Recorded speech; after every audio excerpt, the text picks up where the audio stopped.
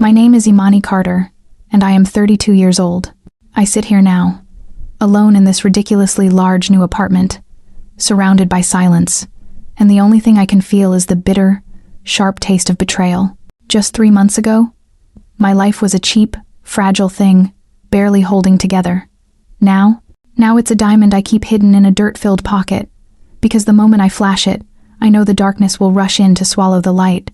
I won millions in the lottery, $45 million. Let that number sink in.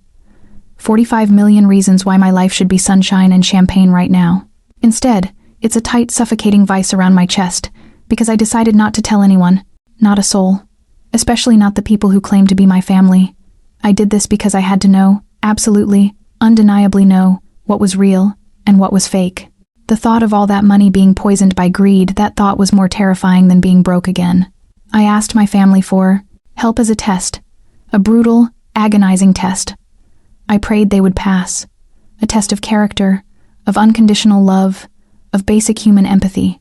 I set the trap by fabricating a crisis, a looming eviction notice. I said I needed exactly $3,000 to keep a roof over my head, not an impossible amount, not a staggering fortune. It was the cost of a few nice dinners, the price of a small vacation, the price of a little sacrifice for someone you supposedly love. I needed them to put their money, or at least their effort, where their mouths had been for 30 years. I didn't need the money, of course, not with that astronomical winning ticket tucked safely away in a bank vault, but I needed the truth. I needed to see who would look at me, Imani, their sister, their daughter, their niece at her lowest, most desperate point, and extend a hand. I needed to know who loved me, the struggling woman with ambition and debt, and who only loved the potential reflected glory of a winner. The whole time I was crafting that lie, the pit in my stomach churned with acid. I kept thinking, this is wrong, this is manipulative. They'll come through, and then I can tell them the truth, and we can all celebrate together. But another, quieter, angrier voice whispered, "You owe them nothing. You have spent your entire life being the easy target, the responsible one, the one who cleans up their messes. Now, let them show you who they are when they think they have nothing to gain." And the anger won. The pain of all those years of being overlooked and used fueled that decision. So I put on my best shaking voice and my most tear-stained mascara. I practiced the plea until it sounded raw and real, like a punch to the gut. I was selling my soul for this knowledge, and I was going to make sure the performance was flawless. If you are listening to this right now, and you know what it feels like to be the only responsible one in a family full of takers, the one who always gives and never receives, then you already know how this story ends. You know the crushing weight of that isolation. Please, if this resonates with the cold truth in your own life, acknowledge it. Like this video, subscribe to my channel, and let me know in the comments where you are watching from. Tell me if you've ever had to test the people closest to you to find out where you truly stand. Because what they did next, what they said, it was worse than I ever imagined. It validated every painful suspicion I had ever swallowed down. I had hoped for a miracle. I got a harsh lesson in reality. Now, the anger is all I have left to pay them back, every single one of them. And I have $45 million to make sure that debt is paid in full. The first person I called was my brother, Jamal. He's 2 years younger than me, but he's always carried himself with the bloated entitlement of a trust fund baby, even though the only trust fund he has is my parents' endless patience and open wallets. Jamal, the one who calls me every 6 months, not to ask how I'm doing, but to see if I can co-sign a loan, or if I know anyone hiring. A parasitic relationship, defined by his need and my history of enabling. I called him. I started crying real tears, fueled by the sheer desperation of what I was doing, not the fake eviction. I laid out the $3,000 crisis. His reaction wasn't pity. It wasn't even confusion. It was immediate, cold annoyance. He was cutting me off before I even finished the sentence. That flat, bored tone he uses when he's dismissing a telemarketer or, apparently, his desperate older sister. $3 grand, Imani? Come on, he sighed, the sound crackling over the phone line like static electricity. You know I'm tied up right now. I just got approved for that new vintage Mustang. You know how much that insurance is? It's bleeding me dry. I literally have zero disposable income. Zero. And then, the sound that truly broke the last shard of my hope, he chuckled. A dry, self-satisfied little laugh, like I was telling a terrible joke. He wasn't laughing with me. He was laughing at the absurdity of me thinking my little problem could possibly interrupt the majestic timeline of his new car purchase.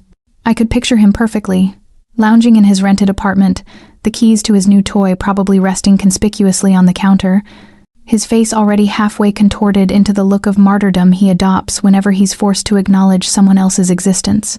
He was talking about a car that cost 40 times what I was asking for. 40 times. And he was telling me his financial future was more precarious than mine because of insurance payments. The lie was so thin, so transparent, it didn't even insult my intelligence. It insulted my value. "So, you can't help at all, Jamal," I whispered, letting the defeat seep into my voice. I was giving him one last chance, a clean slate, a chance to show he cared about my survival more than the upholstery of his new toy. "Look, I wish I could," he said, the lie sounding like practiced scripture. "But I can't risk my credit score for anything right now, you get me? You're a big girl, Imani. Figure it out. Call mom or something." And then, he ended the call. "No, I love you. No, I hope it works out." Just a click, and the dial tone. Silence. The silence was louder than his laughter. It screamed volumes about where I stood in his perfectly curated, financially self-centered world. The rage that followed was a physical thing. It burned behind my eyes. I wanted to scream the number, $45 million, right back into his voicemail. I wanted him to choke on the knowledge of what he had just thrown away for a cheap car, but I held it in. Because this wasn't about the money anymore. This was about the dignity he stripped from me with that callous chuckle. He didn't just deny me $3,000. He denied me his humanity. He sentenced me to the street, and laughed while doing it. That laughter is engraved on my soul now. It's the battle cry I hear before I execute the revenge. He is going to pay interest on that sound for the rest of his life. I gave them the benefit of the doubt. I set the test. They failed, immediately and spectacularly. Jamal was just the first domino to fall in the pathetic display of their broken character. But he set the tone. He opened the floodgates of my fury, and I let it rush in. I was done being the good sister. I was ready to be the judge. Next was my cousin, Ashley. Oh, Ashley. She wasn't just family. She was supposed to be my best friend, my confidant. We grew up sharing secrets, sneaking out, dreaming about escaping our small-town lives. But somewhere along the line, her dreams became defined by designer labels and the size of her husband's paycheck. She lives in a house so big it has rooms she forgets exist, and she spends more on one brunch outing than my entire monthly budget used to be. She is the picture of affluent selfishness. I chose to approach Ashley differently. I didn't call. I went to her house, unannounced, because I wanted to see her face when I presented the truth of my manufactured misery. I wanted to witness the raw, visceral reaction of a friend seeing a friend on the brink. She opened the door, draped in a silk robe, smelling like $1,000 perfume. She looked annoyed, as if I were a particularly unpleasant delivery person. When I stumbled through the prepared plea, the eviction notice, the $3,000, the panic, her expression didn't soften. It tightened. It didn't register sadness. It registered disgust. "Imani, seriously? You're going to drag that drama to my doorstep?" she started, leaning against the polished doorframe, blocking my entry, making it clear I was trash lingering near her pristine home. "We are having people over later. You can't just show up looking like that. It's embarrassing." Looking like that.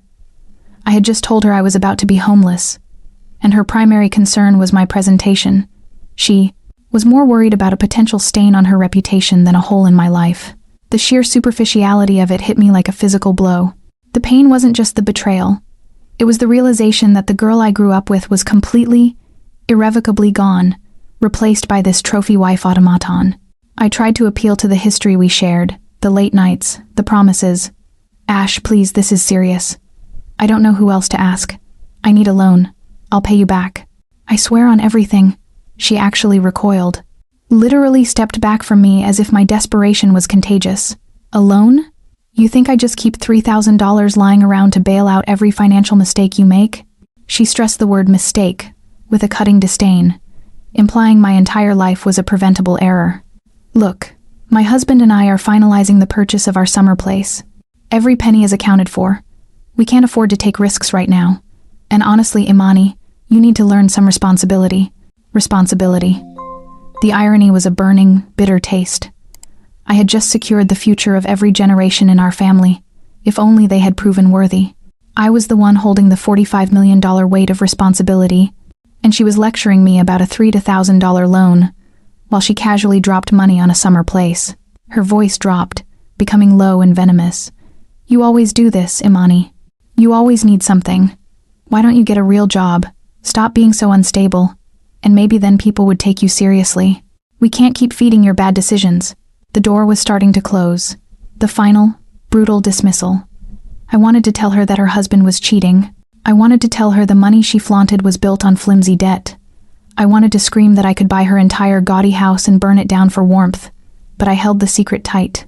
I let the door close in my face, leaving me standing on her immaculate, expensive driveway, feeling the sting of her judgment. Jamal's denial was selfish. Ashley's was laced with smug condescension and utter disgust. They didn't just refuse to help, they refused to see me as worthy of help. They saw me as a liability, a stain, a lowlife they were happy to watch sink. My rage wasn't just hot. It became cold, precise, and utterly focused. They had forfeited their right to my love and my money. They had earned the full force of my revenge, and the revenge would be just as public and just as humiliating as the way they treated me. After the venomous rejection from my cousins and siblings, I went to the one person I truly needed to test, the one person whose failure would wound me most deeply. My mother. A child's bond with their mother is supposed to be unbreakable, a sanctuary of unconditional support. I had to know if my desperation, even a manufactured desperation, could penetrate the emotional fortress she had built around herself over the years. I didn't go crying. I approached her with weary exhaustion, the kind that makes you look decades older than you are. I laid the crisis out, the threat of eviction, the $3,000, and waited. I waited for the warmth, the worry, the immediate, instinctive, "Oh, my baby, we'll figure this out." I waited for the mother I desperately wished I had. What I got was a shrug, a literal, physical shrug of her shoulders, barely moving from the comfortable spot she occupied on her pristine sofa, staring blankly at the television screen. "Oh, Imani. Again with the drama," she sighed, her voice flat, devoid of any genuine emotion. It was the same tone she used when the cable company called or when a slow car was blocking traffic, an inconvenience. That's all my impending homelessness was, to her an inconvenience disrupting her afternoon viewing schedule. I pushed, my voice cracking with real, painful frustration. "Mom, this isn't drama. This is serious. I'm going to be out on the street. I need help," I thought. "I thought you would at least understand." She finally turned her head, but her eyes weren't focused on me. They were focused somewhere past me, fixated on a distant imaginary point. "Well, what do you want me to do?" she asked, with that maddening passive tone. "Your father and I are retired. We have fixed incomes. You know we can't afford to just hand out thousands of dollars. We have our own bills to worry about." It was the ultimate minimizing dismissal. She didn't acknowledge the gravity of my situation. She didn't offer a suggestion, a loan, a single word of comfort. She framed my need as an attempt to steal her financial peace. She wasn't just saying no to the money. She was saying no to my suffering. She was essentially telling me, "Your struggle is too much effort for me to engage with." "You could ask Dad," I suggested, knowing he would parrot her exact words. "You could ask Jamal, or Ashley, or just call around. Just offer to help me look for solutions." Her lip curled slightly. "Stop being dramatic, Imani.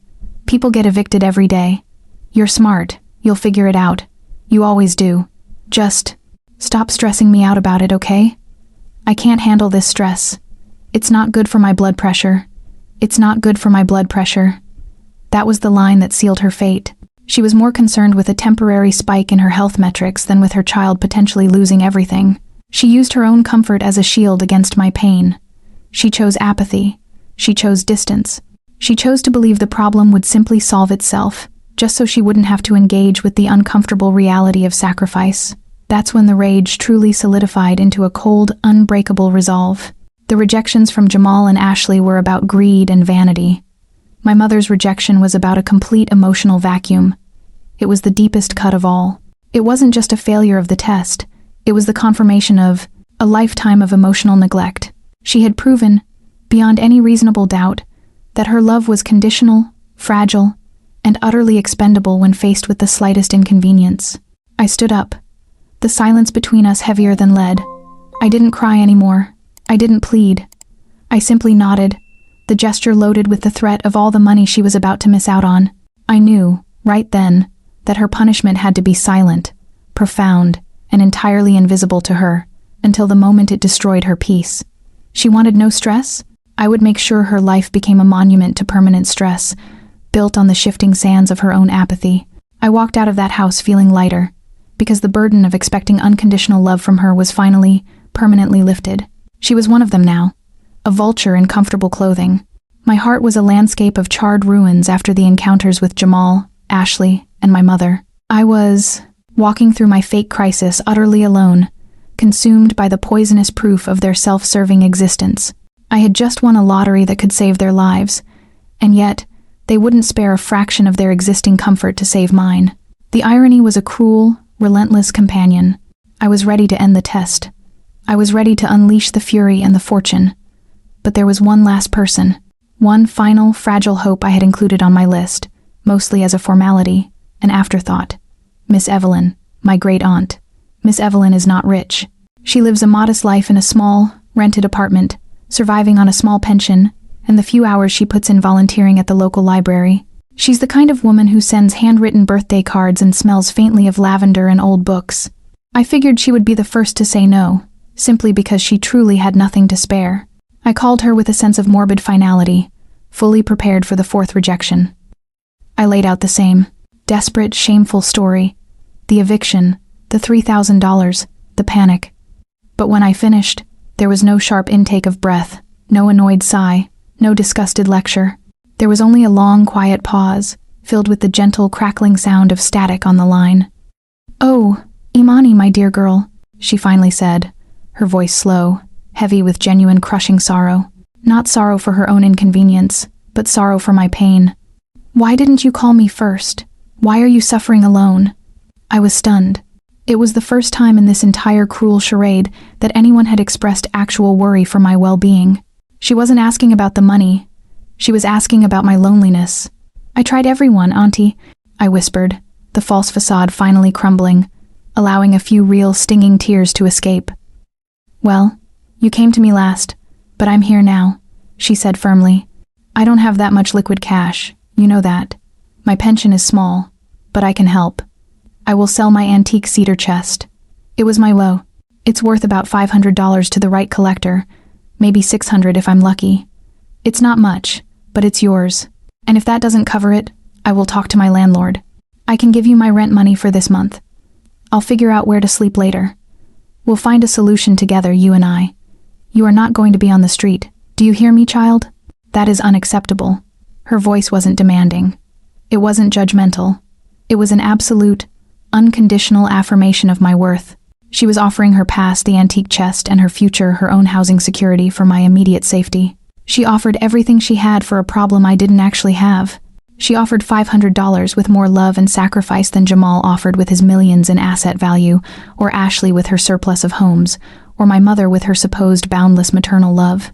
The rage I felt for the others suddenly condensed and focused into a single, overwhelming wave of gratitude and fierce protective love for Miss Evelyn. She was the one who offered a hand, the one who saw my pain, believed it, and prepared to sacrifice her own stability to remedy it. She passed the test of loyalty with flying colors, proving that in a family full of greedy, cold takers, there was one shining, genuine soul. This single moment changed the entire nature of the test. It wasn't just about revenge anymore. It was about reward. It was about using the $45 million to build a monument of peace and security around this one true, beautiful soul. The others? They had signed their own financial death warrant. But Miss Evelyn had secured a future so bright, so safe, that it would blind them with their own bitterness. My resolve hardened.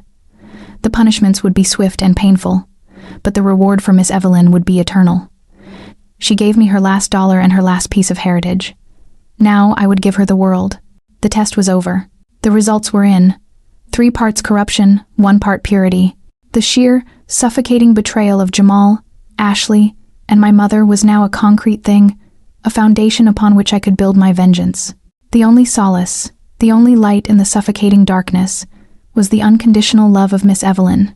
Knowing I had to reward her gave purpose to the money. Knowing I had to punish the others gave direction to my rage.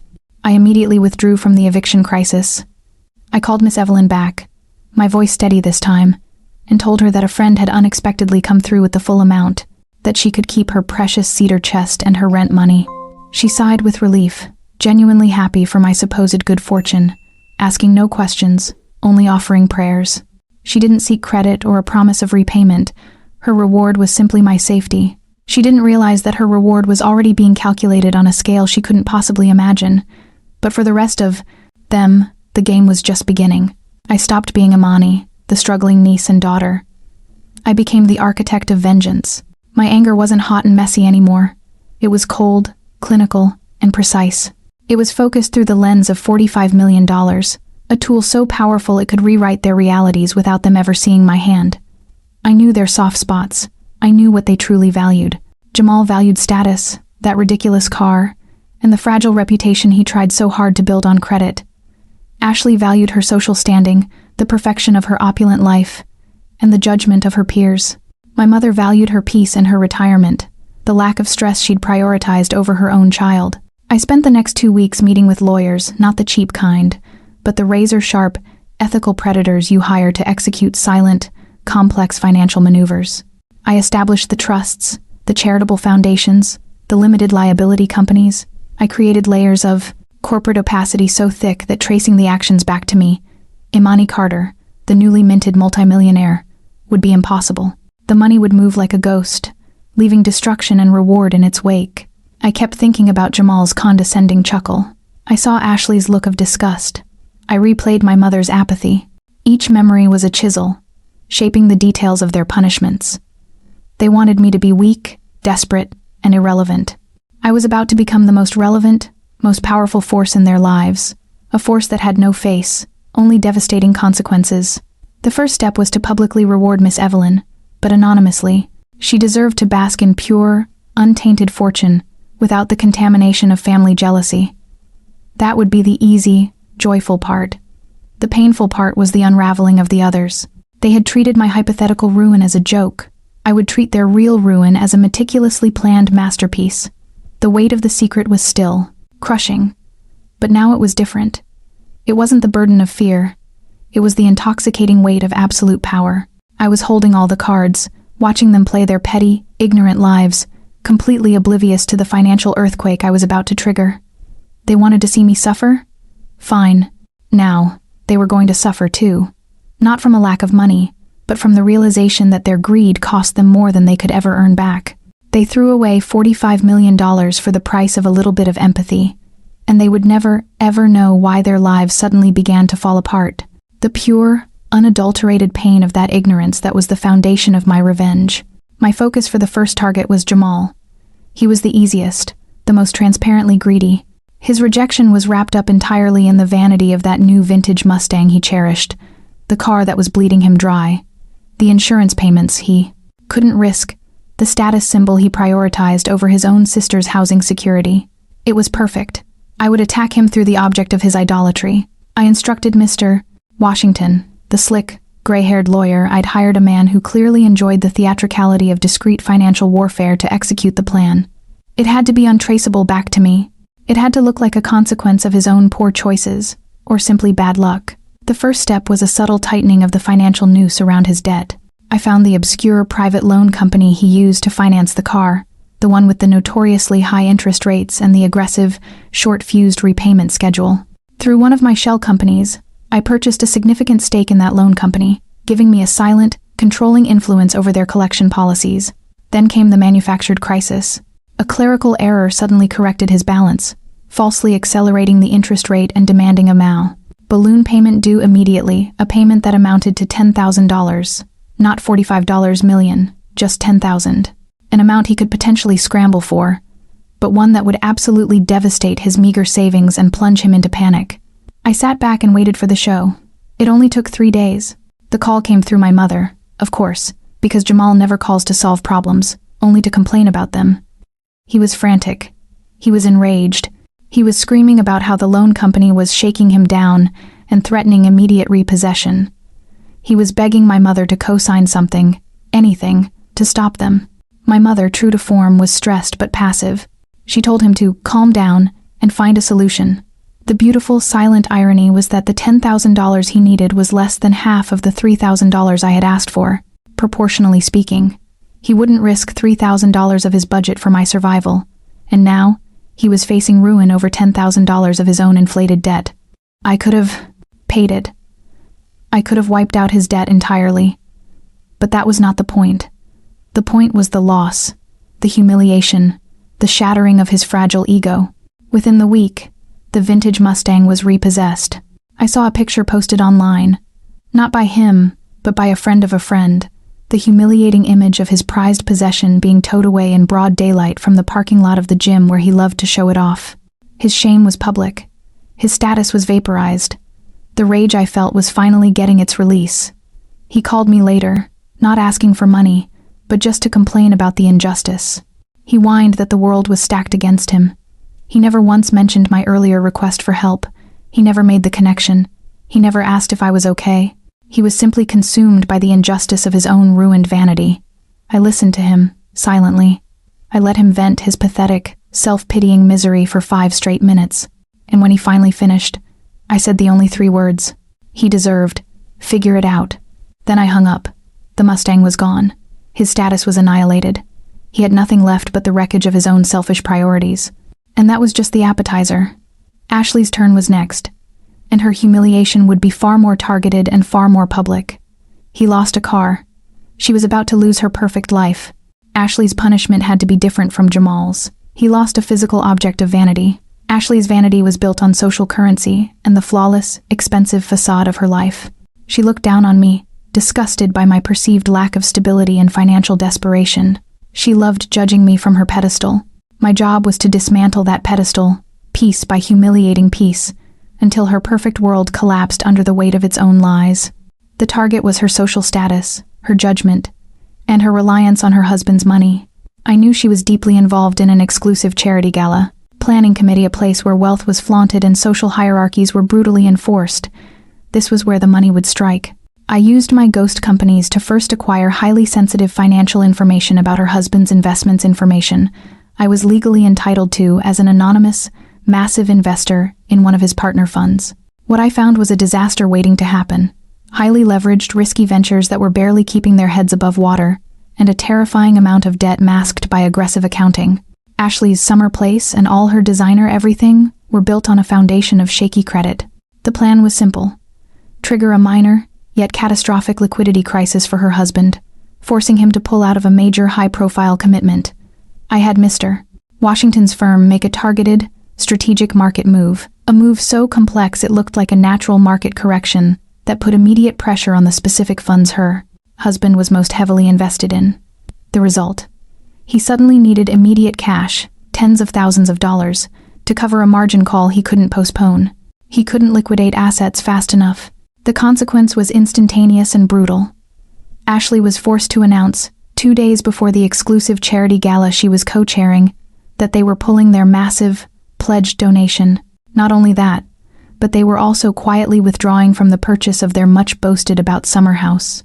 The ripple effect was agonizingly satisfying. Social media, the oxygen of Ashley's existence, turned toxic. The whispers started immediately. Is her husband in trouble? Are they facing bankruptcy? Did they lie about the summer house? The judgment she had so freely dispensed onto me was now raining down on her, 10 times heavier. Her friends, those vultures who circle the successful, didn't offer help. They offered polite distance and silent, satisfying contempt. They saw the stain, and they recoiled, just as she had recoiled from me on her doorstep. I watched her descent from a safe distance, reading the veiled gossip online. Her life, which she had prided herself on being so real and stable, was now exposed as a brittle veneer. The disgust she felt for me was now reflected back at her by the world she worshipped. She was humiliated in the only currency she cared about, reputation. The final bitter irony came when she called my mother, hysterical, not about the money but about the shame. Everyone is talking about us. We're ruined. Who are we going to sit with at the gala? She cried over her lost table seating, over her tarnished status, never once mentioning the little $3,000 request I had made a few weeks prior. She was so consumed by the facade that the real crisis of empathy was utterly forgotten. Ashley wanted me to be homeless and irrelevant. Now, She was socially homeless and utterly disgraced in her own narrow, shallow world. The price of her disgust was her entire reputation. And the beauty of the revenge was that she could never blame me. She could only blame the cruel whims of the market, the very system she had relied on to feel superior. Justice, as administered by $45 million, was perfect. My mother. Her punishment needed to be the most insidious, the most deeply targeted. Jamal lost his toy. Ashley lost her status. My mother lost nothing tangible, yet her refusal to help me was the most painful rejection of all. Her crime was the emotional negligence, the desire for an easy life, and the refusal to be stressed by my pain. She wanted peace. I was going to purchase the disruption of that peace with my untold millions. Her retirement was her sanctuary, her goal. She and my father lived in a house that was comfortable, but not entirely paid off. They had meticulously calculated their fixed income to manage their mortgage and their daily expenses, believing they were safe. This carefully constructed safety net was the target. I hired a specialist, a discreet but aggressive real estate investor, operating through another layer of shell companies to quietly purchase the underlying debt on my parents' mortgage. It was a complex maneuver that put me in control of their financial fate, without them having any idea that their daughter was the silent orchestrator. Then, the manufactured crisis began. A letter arrived from a new, unfamiliar holding company. It was not a threat of eviction. It was worse. It was a technical demand for an immediate review and renegotiation of their loan terms, citing obscure contractual clauses related to their retirement income status. The demand was accompanied by aggressive new deadlines, mountains of bureaucratic paperwork, and the veiled threat of legal action if they did not comply perfectly and immediately. The purpose was not to take their house, not yet. The purpose was to inject pure, unrelenting, debilitating stress into her life. The kind of stress, she said, was bad for her blood pressure. The stress she couldn't handle. The stress she prioritized avoiding over helping her own child. I called her then, playing the role of the dutiful, worried daughter, asking how she was coping with the news of Jamal's car and Ashley's humiliation. She was beside herself, not with empathy for them, but with the stress of dealing with their dramas. And now this letter. Imani, this mortgage company, it's driving me crazy, she wailed over the phone. Your father is panicking. They want all these documents and they keep calling. I can't sleep. I just want them to leave me alone. Why is this happening to us? That question, why is this happening to us, was the glorious music of my vengeance. It was happening because she chose comfort over compassion. It was happening because she decided I was being dramatic when I needed help. Now, the drama was hers, and it was entirely real. She spent weeks running to accountants and lawyers, throwing money at the problem. Money she swore she didn't have to spare, just to make the phone calls stop. The new company, operating on my instructions, never outright threatened them, but they never gave them a moment's peace either. Every time they thought they had complied, a new technicality arose. The peace she guarded so fiercely was constantly under siege. I could have fixed it with a single anonymous wire transfer, but I didn't. I let her writhe in the anxiety, let her realize what true, sustained financial stress felt like, the kind of stress I was supposedly facing when she shrugged me off. She chose to be a passive bystander in my life, and now she was a frantic, stressed participant in a financial nightmare of my making. The rage was subdued, but powerful. She had forfeited the right to a serene retirement. She had proven her love was conditional on her comfort, and the price of that apathy was the permanent loss of her peace. She would live in that house, perpetually worried, perpetually fighting a financial ghost she could never defeat, never knowing that the source of her misery was the daughter she had dismissed. And when the time was right, that ghost would collect the final payment. With the storm of vengeance currently brewing over the heads of Jamal, Ashley, and my mother, I needed an anchor. I needed to pour some of this $45 million into a vessel worthy of its weight. That vessel was Miss Evelyn. She was the one true point of light in the entire, ugly affair. She offered her last piece of heritage and her own rent money, and for that selfless act, she deserved a future built on pure, untainted security. Her reward had to be anonymous, just like the punishments. She couldn't know it was me. I didn't want the joy to be complicated by family politics or her feeling obligated. I wanted her to simply wake up one morning and realize the universe had finally recognized her inherent goodness. My lawyers and real estate agents were given a sacred task: find the perfect property. Miss Evelyn loved her small neighborhood, but she rented a tiny, outdated apartment. I instructed them to locate a beautiful, historic apartment building in the same area, one that she had likely admired but never dreamed of entering. The building was purchased swiftly and discreetly through a new philanthropic foundation. I established one focused entirely on supporting elderly residents and community service workers. Miss Evelyn had spent her life volunteering. The foundation was, technically, rewarding her community service. The masterstroke, however, was the apartment itself. The building's top floor housed a spacious, beautifully renovated penthouse suite with a private terrace overlooking the park she loved. I had it decorated perfectly, filled with comfortable, familiar antiques but no cedar chest. I wouldn't dare replace her mother's. Then came the delivery of the news. Instead of a financial wire, a handsome, official-looking lawyer, not Mr. Washington, but a friendly, respectable woman arrived at her tiny apartment with a crisp envelope. The letter stated that due to her decades of tireless community service and library volunteering, she had been chosen as the inaugural recipient of the Community Anchor Grant, which included the immediate, deeded ownership of a penthouse apartment, fully furnished and debt-free, in the newly acquired building down the street. I wasn't there, but I had a private investigator, a woman I paid handsomely for absolute discretion to capture the raw moment for me. Not on video, but through a detailed, moment-by-moment report. I needed to witness this victory too. When Miss Evelyn read the letter, she didn't cheer or scream. She sat down abruptly on her worn sofa and started to cry. Small, quiet, dignified sobs. The report said she kept saying, "But why me? I just did what was right." She was confused, overwhelmed, and completely undeserving in her own humble estimation. That was the purest form of my $45 million revenge. She wasn't asking why she deserved it. She was just accepting the grace of the universe. She was accepting the full, unadulterated reward for being the one person who saw my pain and offered everything. The next day, she was moved into the penthouse. My foundation covered all utilities, taxes, and maintenance for life. She didn't have to worry about a bill ever again. She could spend her days reading, gardening on her terrace, and enjoying the well-deserved peace she earned through her unconditional love. That reward was a balm to my soul, a counterweight to the venom I was directing at the others. It was proof that the money hadn't entirely corrupted my vision. It was a monument to loyalty, shining brightly right in the neighborhood, a constant reminder to me of the difference between true family and selfish takers. She saved my faith in humanity with $500 worth of sacrifice. I gave her eternal security with millions.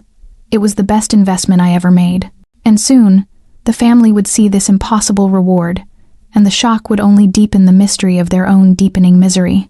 The true, deep satisfaction of my revenge didn't just come from witnessing their suffering. It came from watching them stumble blind toward Miss Evelyn's sudden, impossible fortune. While Jamal was mourning his car, and Ashley was defending her reputation, and my mother was drowning in bureaucratic stress, news of Miss Evelyn's miraculous windfall began to circulate. The family grapevine is an ugly, efficient thing, fueled by jealousy and gossip. It wasn't long before my mother called, her voice tight with a mixture of stress and pure venomous envy.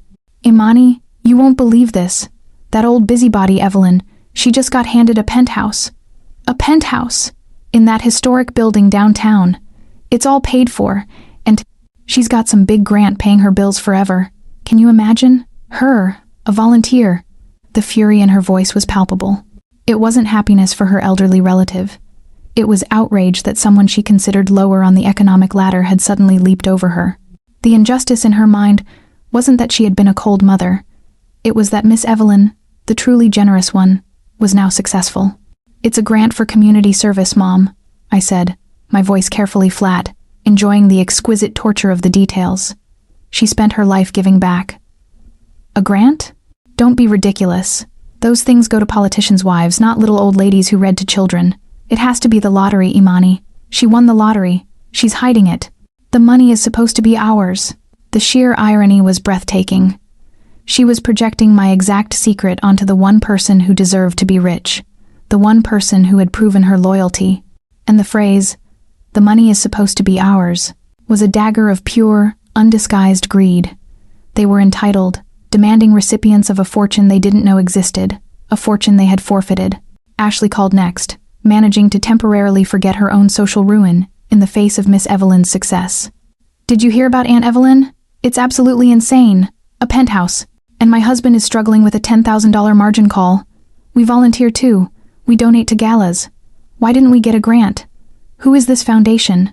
We need to find the source and ask for a donation. Her anger wasn't about the injustice of Miss Evelyn's reward. It was about the injustice of her exclusion. She saw money, and she saw a door slammed in her face. The envy was blinding, and it was beautiful. Jamal, in his predictable rage, focused on the raw economics. She's not even paying property taxes. She's just living there rich. And I lost my Mustang because of 10 grand.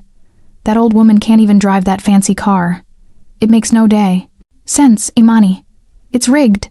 Why does she get the break, and I get screwed? Their confusion was the sweetest part of the vengeance. They were trapped in a loop of financial misery, Jamal sinking deeper into consumer debt, Ashley fighting to maintain her reputation, my mother stressed beyond recognition by my engineered bureaucracy, all while Miss Evelyn floated serenely above them in her penthouse. They had no idea the source of the joy and the source of the misery were one and the same. The $45 million I controlled. They were so consumed by the why her of the reward that they completely failed to ask the why me? Of their own troubles? They believed their misfortune was bad luck, and Miss Evelyn's fortune was a mysterious, undeserved miracle. They missed the terrifyingly obvious connection. Character determines fate. I let them stew in their jealousy, letting the green-eyed monster feast on their selfishness.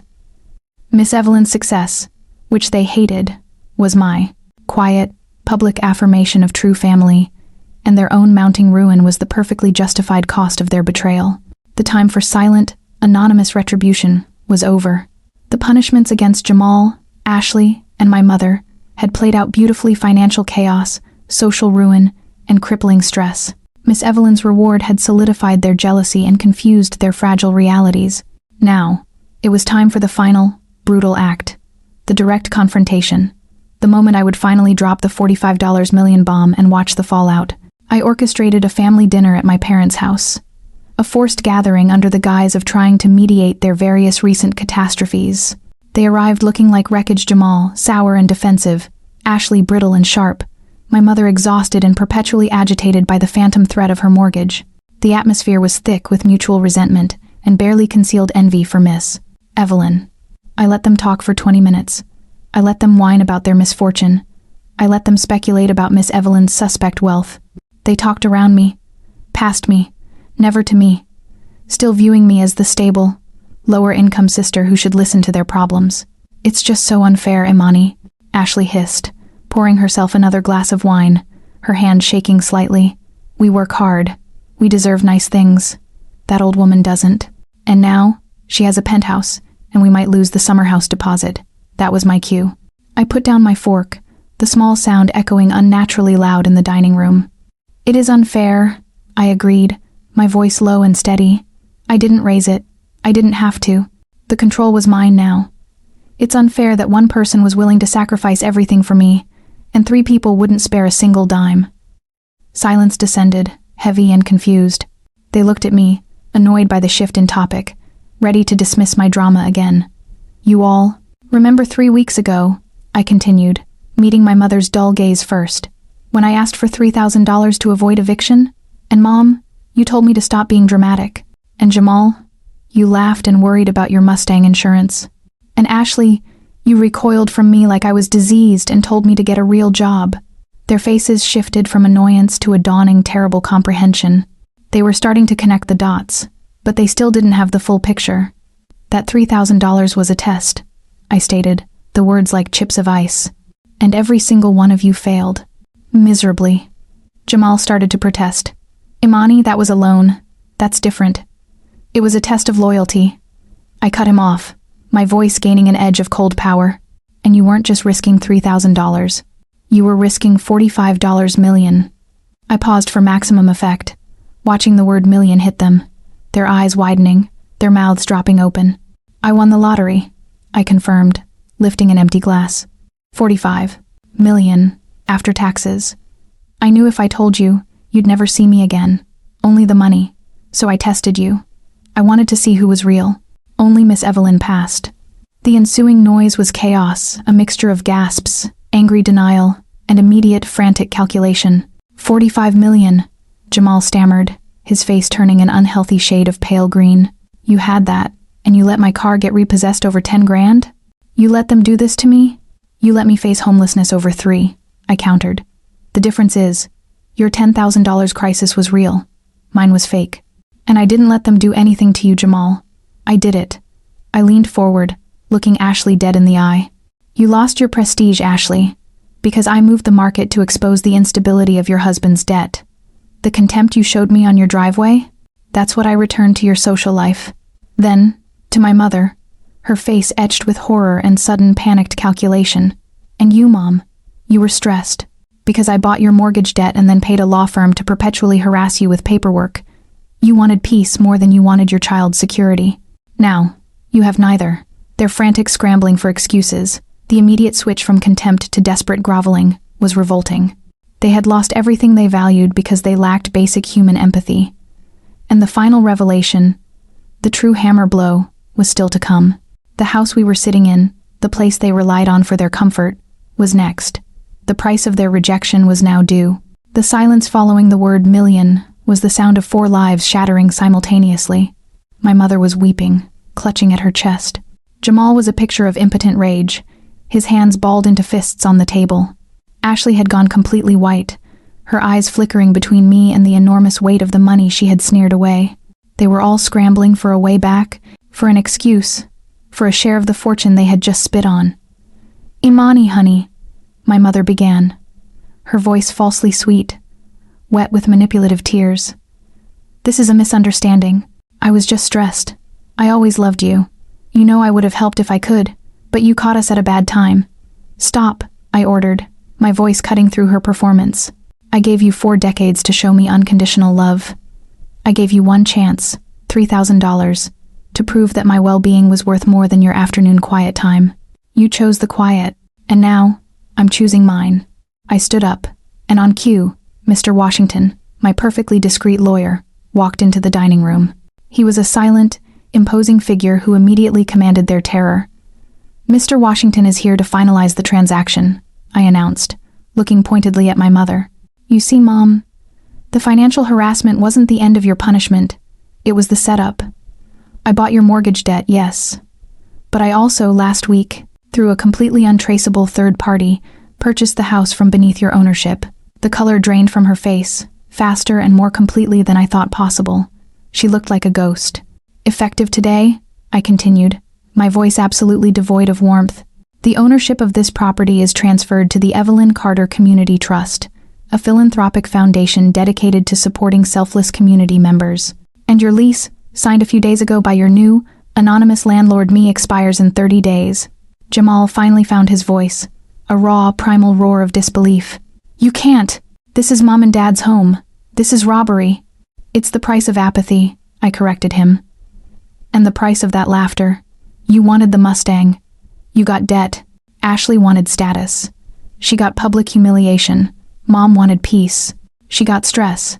And now she'll get 30 days to pack before she has to find a new, smaller, cheaper place to rent, without the safety net she took for granted. I wasn't done. I looked at Ashley, who was hyperventilating, pointing a trembling finger at me. And you, Ashley, you told me to get a real job. Well, I have one. And my first act of business was to ensure that the $700,000 valuation of your shared equity in the family assets, the share you think you're owed, is now permanently dedicated to Miss Evelyn's trust. Exactly the price you 3 decided her share was worth when she offered her last $500. Ashley finally broke. It wasn't tears of sadness. It was a shriek of pure, unadulterated, possessive rage. No, you can't. That's our money. That's robbery. That's our house. It was, I said, my voice soft, holding up the new deed. And now it belongs to the one person who deserved it. I stood over them, the victorious general surveying the defeated enemy. They were broken.